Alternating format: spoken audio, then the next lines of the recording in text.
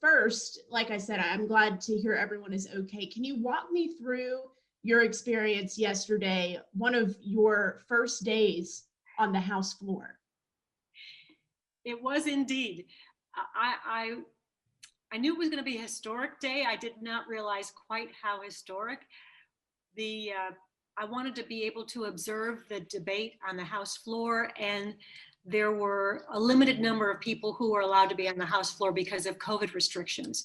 So the members who were not planning to speak were allowed to request time slots to sit in the gallery, sort of the balcony in the House floor. So I had requested a time slot to sit in the gallery and was sitting up there with many of my colleagues watching the speeches when all of a sudden we saw the Capitol Police rush in and take Speaker Pelosi, Leader Hoyer, and I think Majority Whip Clyburn out of the House chamber.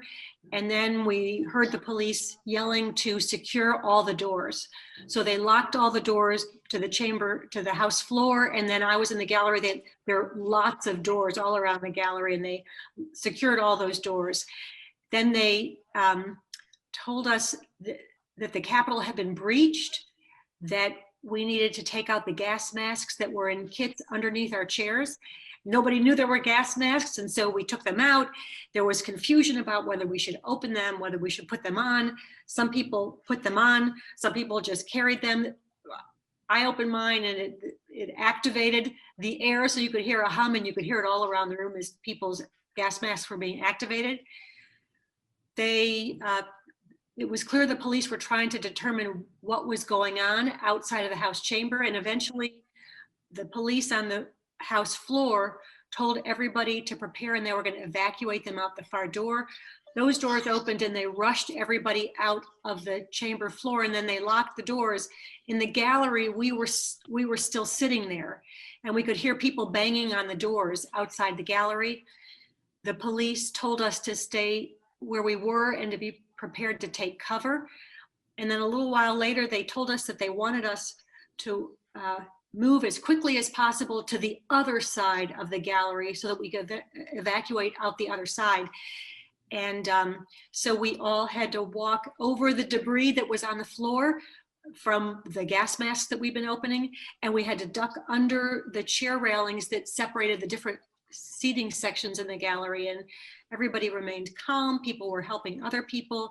We made it to the other side, and then the police told us that they wanted us all to get down on the floor and take cover. And so we were all down on the floor.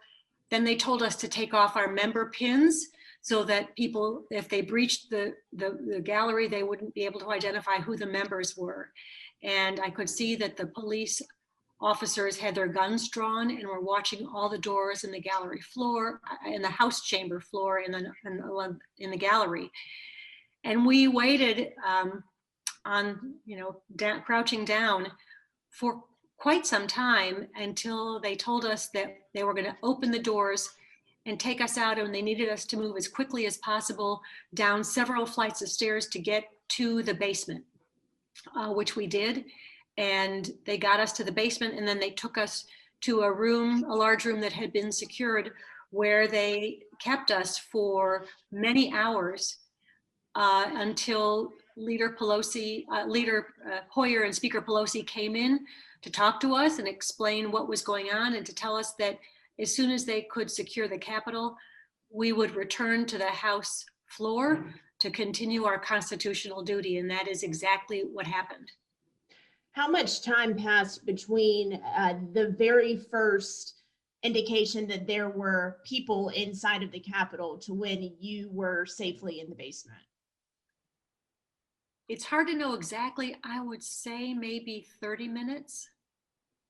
And what's going through your mind? You described these harrowing events, Representative, but what are you thinking about when all of this is unfolding? Well, it was hard to know what was going on. It was unnerving, but everybody was staying calm, and people were chatting with each other. You have to remember that we were all seated apart from each other because of COVID restrictions. We all had our masks on.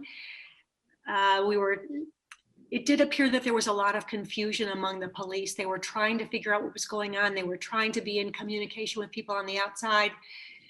The only time that I became really concerned was when they had us down on the gallery floor and told us to take our pins off. That was unnerving. But other than that, everybody stayed calm, and I just hope that they were able to get the people who were running through the building under control and keep everybody safe. Was this an expectation? Did any of your colleagues expect for it to escalate to this level?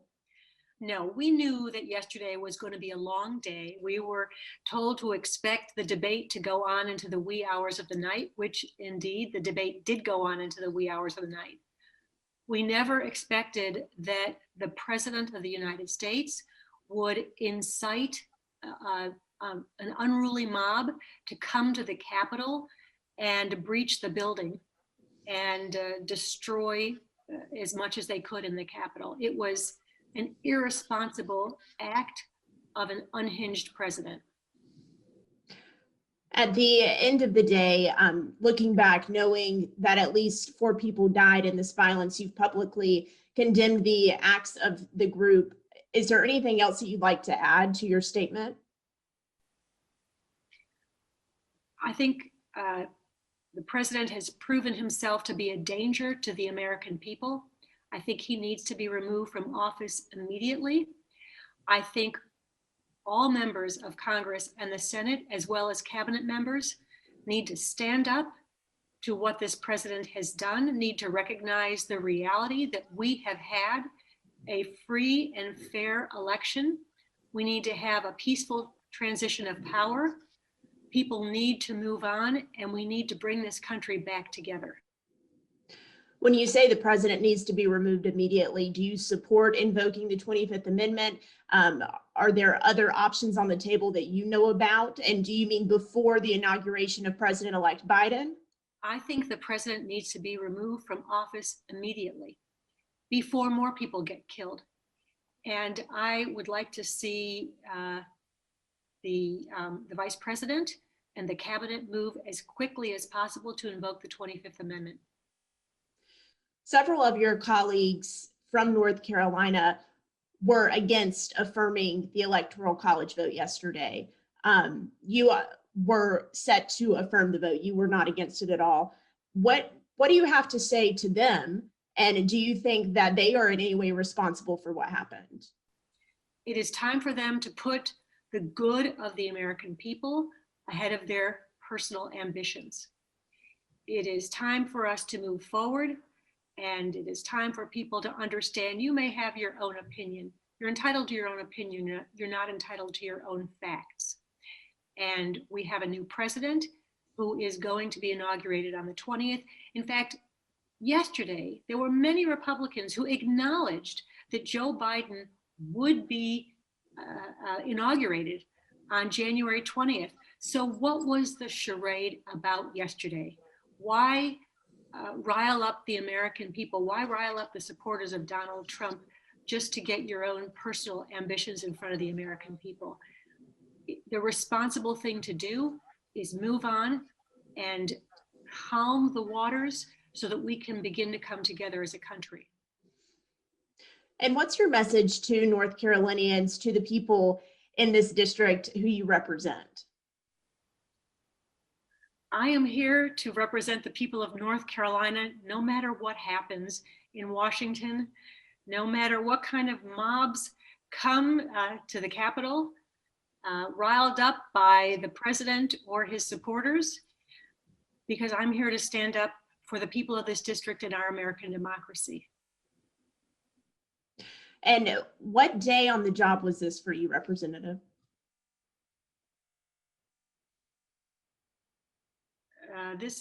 Yesterday was Wednesday. I started on Sunday. So day 4 on the job. And nothing like this has happened at the Capitol since the early 1800s. That's correct. I do think there needs to be a thorough investigation of why this happened yesterday. Whatever plan was in place clearly failed if there had been a different kind of protest going on outside the Capitol, I suspect they would have been stopped way before they were able to get to the perimeter of the building. And what happened yesterday was a failure in planning and execution, and there needs to be a thorough investigation of what happened. And what do you mean by a different kind of protest? I think it's clear if it had been a Black Lives Matter protest, it would have been handled differently. So moving forward, what is your hope for Congress and the American people? My hope is that we can move forward to the transition of power, and we can get to work on the things that the American people need us to work on. Don't forget, we are in the midst of a pandemic. Our hospitals are overwhelmed. People are dying from this virus, and we wasted time yesterday in a useless exercise when we could have been spending our time figuring out how to get control of this pandemic, figuring out how to get more relief to the American people so that people don't go hungry, people don't lose their jobs, people don't lose their homes. It's time for us to move on and do the business of the American people. And I'm sure you've seen reports here in Greensboro, Cone Health's Green Valley campus for COVID patients is near capacity, could reach capacity by January 18th. So I read those reports every day, and I am deeply concerned. I want to encourage people that they need to continue to wear their masks and social distance. And if you are offered the vaccine, please take it to keep yourself and your family safe. Thank you for touching on that. I know you have a meeting to get to at 1, so I will let you go. Representative Manning, it was nice to catch up with you. I'm so glad that you and your staff are safe. Thank you so much. Always nice to see you.